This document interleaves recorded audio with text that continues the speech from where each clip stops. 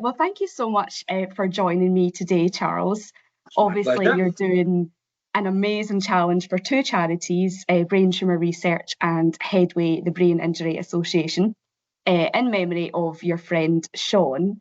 So I wondered if we wanted to start there and chat a bit about Shaun's TT100. I know this means a lot to you. So yeah, where did the inspiration come from to do the challenge? Well, a quick bit of background. About 8 months ago, one of my oldest mates, Shaun, who was just a lovely, smiley, friendly fella that I'd known. We'd been at school together, played rugby together, gone fishing together, worked together, played golf together. Very bad golf, by the way. And he had what can only be described as a very silly domestic accident. He slipped on the stairs, but unfortunately it caused a catastrophic brain injury. And several days after, he was turned off, and that was the end of Shaun, surrounded by his lovely friends and family. So I kind of couldn't make any sense of it. He was somebody that I thought we'd be around for a long time, having pints and going fishing and doing all the daft stuff we used to do, and so I needed to make some kind of sense out of it. Yeah. And I started thinking of some kind of content for a friend of mine who's a guy called Tony, who does a YouTube channel called Man Cave Moto. And we've been looking for content to do together. And I had this idea about motorcycle cafes. So I thought, well, how can I turn that into fundraising? So I spoke to Rachel, Shaun's sister, and I said, would you mind if and she was like, no, that'd be absolutely lovely. So the idea basically came up to do 100 motorcycle cafes over the course of 30 days. Hopefully less, but we'll see. Yeah, see how it goes. Oh, that's amazing, and such a lovely tribute to someone who's been in your life for so long as well. Yeah, and just on Shaun, actually, what was been one of your kind of favourite memories with him? I know that you obviously have so many. Yeah. Yeah, he was one of those people that I like being funny for, because when he laughed, it kind of lit up the room. And so you'd like to make him laugh. And I'm really, really pleased. Our last memories of people sometimes aren't, what we hope they'll be. They're just normal kind of, hello mate, see you around, blah, blah, blah. But an old mate of ours came home from away, and we went and had a really nice lunch in a local pub and sat there, and just the three of us sat there laughing and talking about all the nonsense that we got up to when we were kids. And, it's just wonderful that was my last memory of him, sat in the sunshine with a beer and some nice food and just talking absolute nonsense. Oh, that's a lovely, really lovely last memory to have with Shaun. Oh. And so you'd mentioned obviously about the motorcycle cafes that you're going to be visiting across England and Wales. Yeah. So I believe you're aiming for 100, yes? That's right, yeah. Yeah, 100. So one of my daft questions I was going to ask is, when you stop at these stops, do you have a kind of go-to cafe order that you like to? Well, I've decided that fundamentally I can have scrambled eggs on toast for breakfast, and then it's tea for the rest of the day. Otherwise, because I'm a full of figure gentleman as I start, so I wouldn't be able to get on the bike by the end if I had beef and chip every cafe. There's bound to be ones. I know there's one particular favourite. I'm stopping at the Big Red Diner in Rotherham. And that is, I have to say, one of the best diners. I did Land's End to John O'Groats and back a couple of years ago. And that's one of the best. They do the best chips I've ever had. So I'm really looking forward to going there. So I treat myself. I love that. I love that. What did you think of John O'Groats up kind of my way, but not? Yeah, no, I mean, we had an amazing time because we came up and then obviously we went to Gretna and then did the Lowlands and the Highlands and through all the passes, which is quite extraordinary, and then round the NC 500 till we got to the Queen Mother's house residence, as used to be Castle Mayo or something. I can't remember quite what it's called. Oh yes. Yeah. And then we stopped. We had they put up this amazing tent, and we had a massive barbecue and drinks and stuff like that, just at John O'Groats. And then I was with a large group there. There was a thing called the Mali Rally. And then I came back on my own, which was lovely as well. So I then followed the rest of the NC 500 round. So that's It's just, fantastic. yeah, it's It's just beautiful.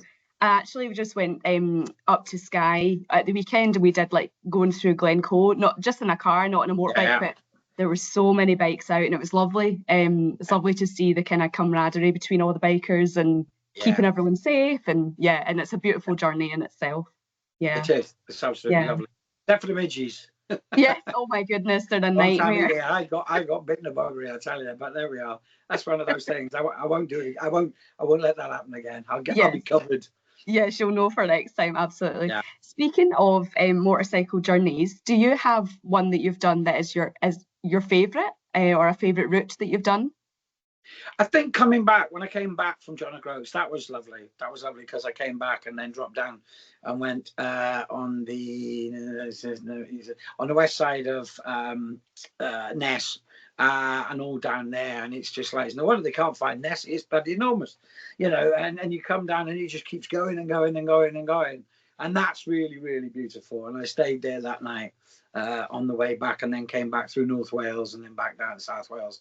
That's a really lovely trip. Through Belgium.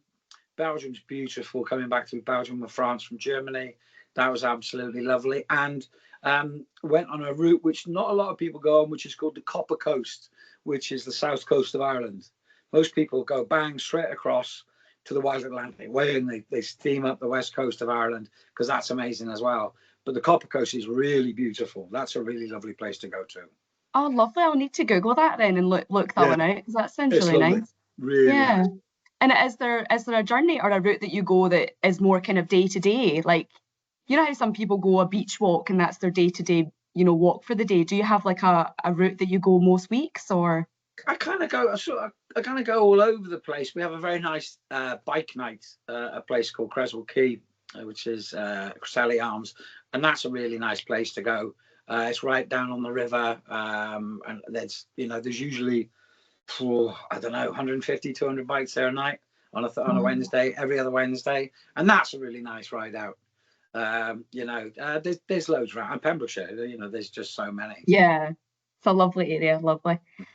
So turning now to obviously your amazing career that you've had so far and continue to have, some of the questions that I know a lot of people would want to know is you played Big Mac in Casualty for a long number of years. What were some of your highlights of that role?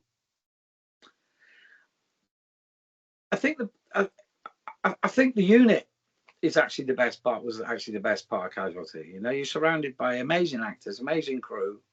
I did 4 years while we were at Bristol, and then I was just I was thinking of leaving after 4 years, and then they went, "Well, you move into Cardiff." And I lived in Cardiff at the time, and my son was only little, and actors were always on the road, so I was very, very fortunate to get to watch my son grow up and take him to school. If I wasn't in at the crack of dawn or whatever.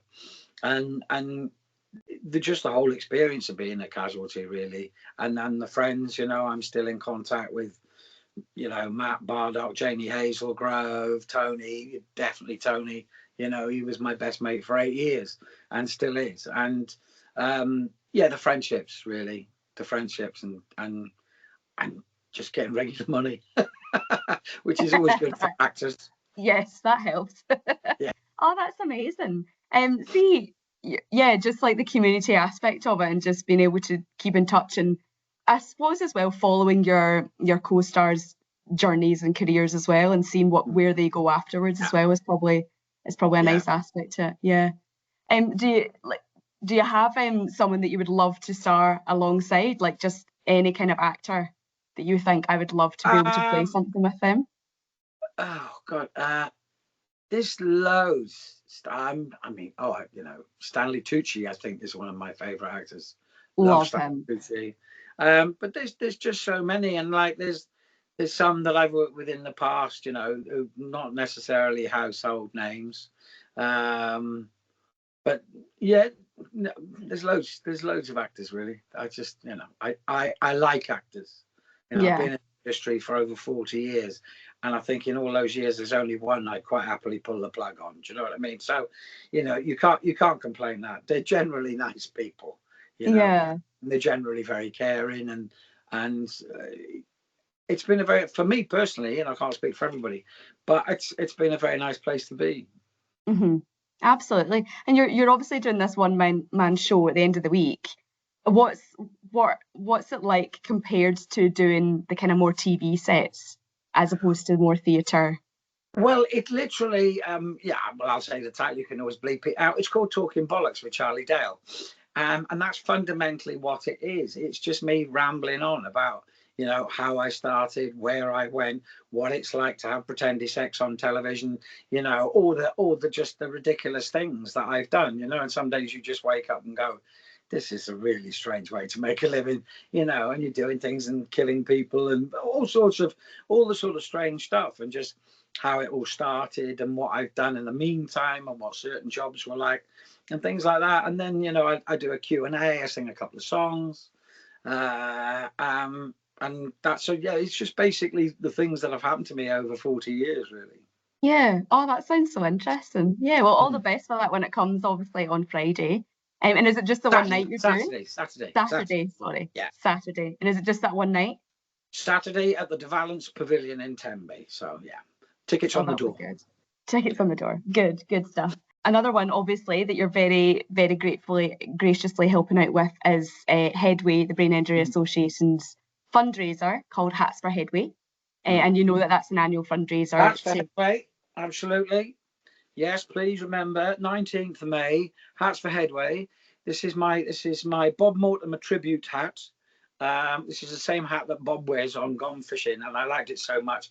The only place you can get them is in America, so I imported it at a ludicrous cost, but it is my favourite hat, and I love it, and I pretty much wear it every day, as people will have seen in the videos. Oh, yes, of course. Show me now, clips, whatever you call them, I don't know, I'm not touching me. Yeah. Oh, thank you. Thank you so much for obviously supporting Hats for Headway. It's a great fundraiser. It's a fun fundraiser as well. I know that sounds a bit silly, but it's just being able to encourage people to put on a silly hat, a favourite hat, one that just invokes kind of smiles all round, which is nice. And it's nice that you have that. It's really important with charity that it is fun. That's the thing. We know that we're all trying to raise money for good causes and all that kind of thing, but the more fun it is. I played cricket for the Lord's Taverners for 15 years, nearly 20 years, and it was great. And I got to play with some of my cricketing heroes, and so it was fun. So we didn't mind driving hundreds of miles to go and play cricket somewhere here or do this. So if charity is fun, the more chances you got of people joining in, and the more money hopefully you're going to raise. Yeah, oh, absolutely. Oh, thank you so much. Is there anything else you'd like to add in or you'd like to say on video about the challenge overall? Shaun's TT100 or just to all the lovely peeps out there, you'll know where all the details are. It's really important, both these charities. I'm hoping that one day there'll be enough research done that so Shaun and the people like him would have survived. That's what the difference is about. And the same with Brain Tumour Research. The more money we put into research, the better chance we have for our loved ones and those struggling with it. So that's what we need. It's money. It's really simple. That's the bottom line. So please, whatever you've got, if you've got any spare, just let us have it. Thank you. Oh, that's lovely. Thank you so much.